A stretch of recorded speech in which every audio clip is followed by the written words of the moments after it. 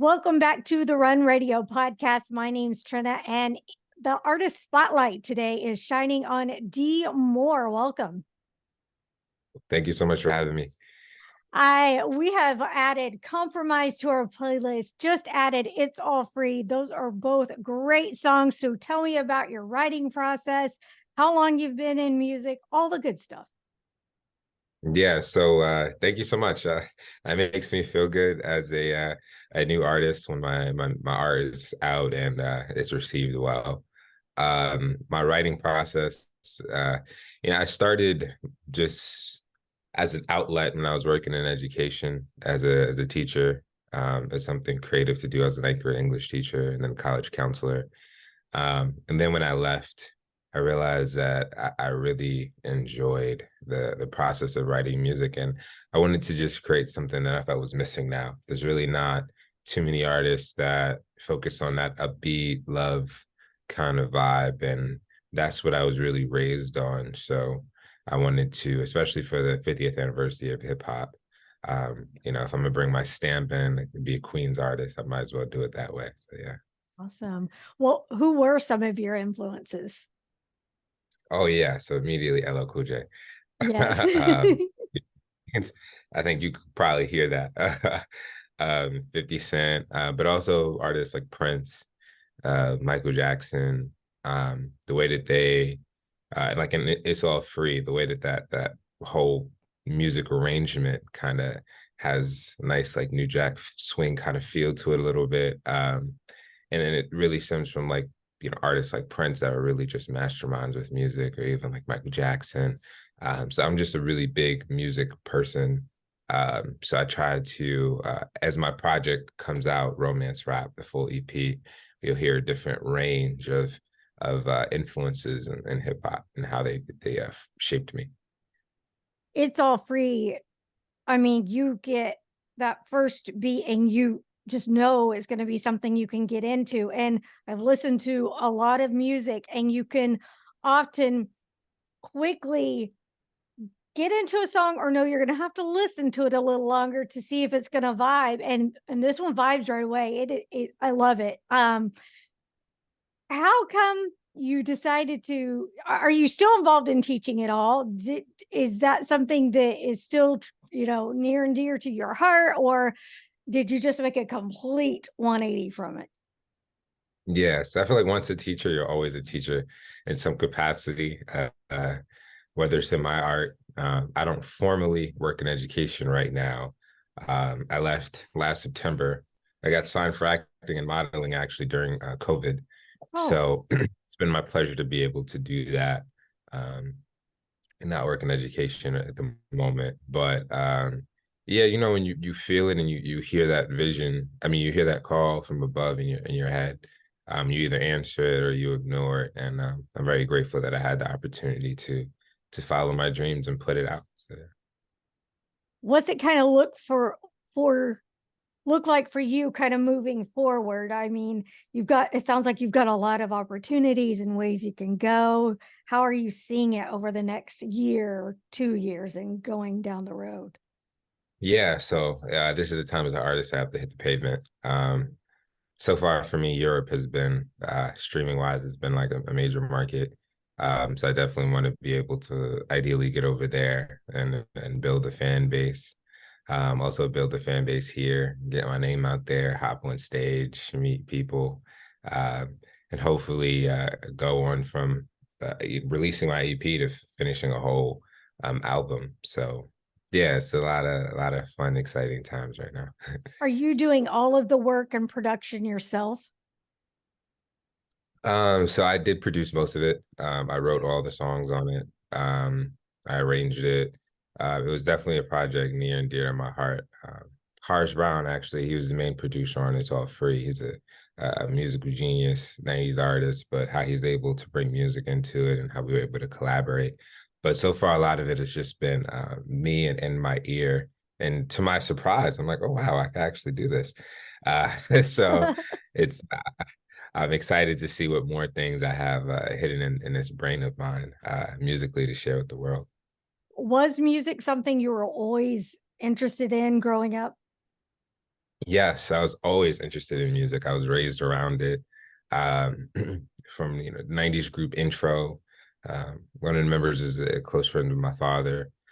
So their music was always playing. My dad always had music videos playing.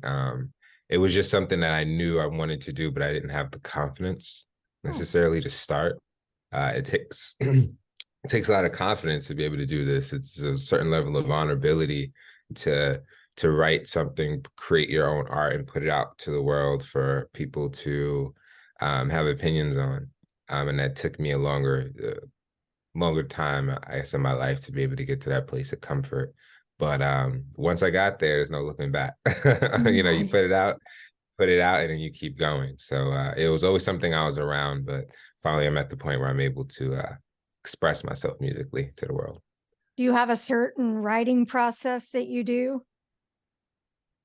Um, every writing process is different. Oh, really? It's sometimes it stems from different motivations. Like Compromise, I wrote that actually after a breakup. I was working with the co-producer and making this beat.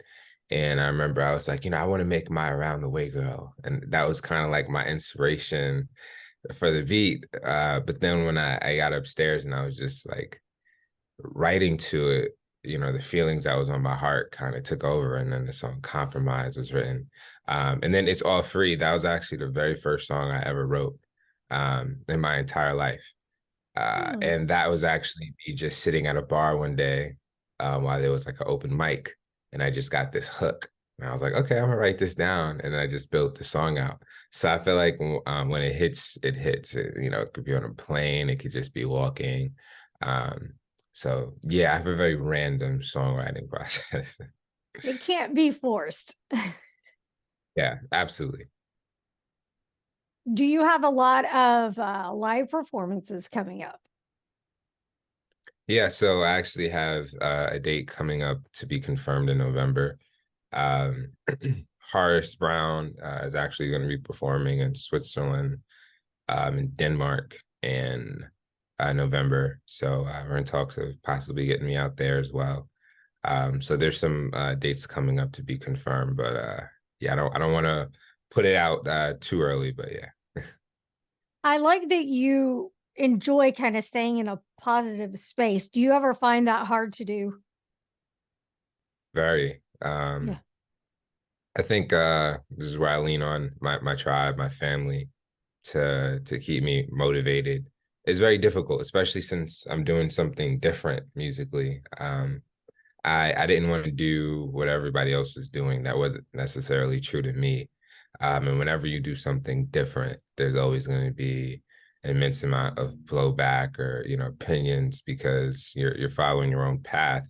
But there's a great reward in that. And for me, working with the students that I've worked with over my time in my life, um, I feel obligated to stay positive, and to believe in myself because I know that it's bigger than just me, and there are people watching, and I want to be an example for them. So while it's difficult, I'm attached to a larger purpose that keeps me going. Excellent. What kind of things do you do to fuel your creative energy? Like, do you run, meditate? What's that look like in your world? Yeah, so definitely go to the gym. Mm-hmm. I go to the gym a lot just because that's the one place where you're actually like physically working on yourself. Mm-hmm. And then it kind of gets your mind tooled, also a certain level of discipline. And then that discipline leaks over into my artist space. Because as an artist, we could be very I mean, I say lazy, but lackadaisical, or very relaxed in certain things, and then the gym kind of puts in an order or a push to want to be better. So, I'm always trying to expose myself to new sounds. I'm always researching, reading, so I understand the business. So I'm keeping my mind sharp, and also I'm trying to teach myself how to play the piano now as well, Oh, cool. so that I can even get further into music.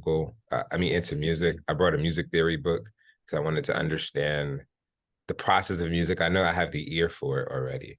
So a lot of the things in the book is just giving me the specific terms.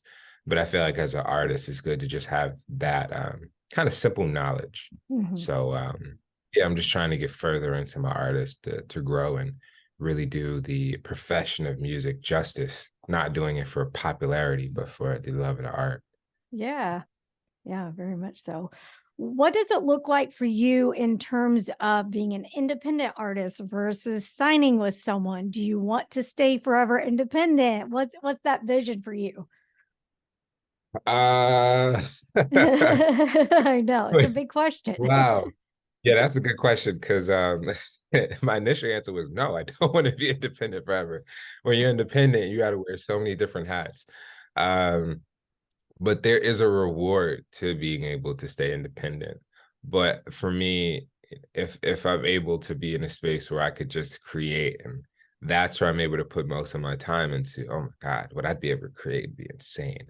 Yeah, So I would definitely say I would love to be signed. I definitely, or even a distribution deal, um, so I can kind of get that established machine behind me to really push my sound out there because it's difficult as an independent artist. it is. But I'll say so far, 3 weeks in, um, I've had streamers in over 50 countries already. I'm on multiple different playlists.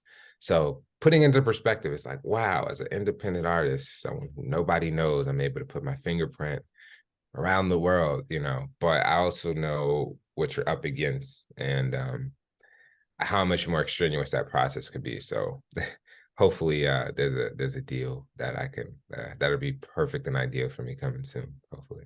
Well, and I like what you said about, basically honoring the artistry of it instead of the popularity of it.